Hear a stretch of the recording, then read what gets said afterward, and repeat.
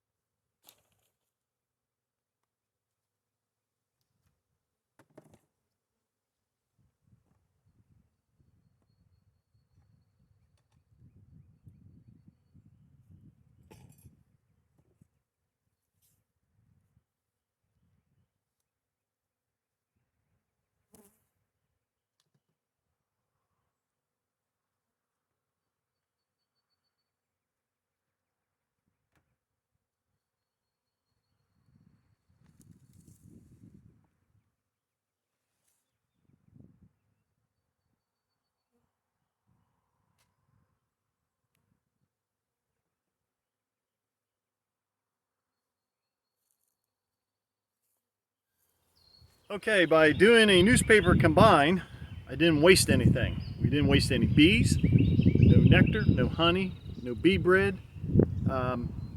You're just utilizing it slightly different.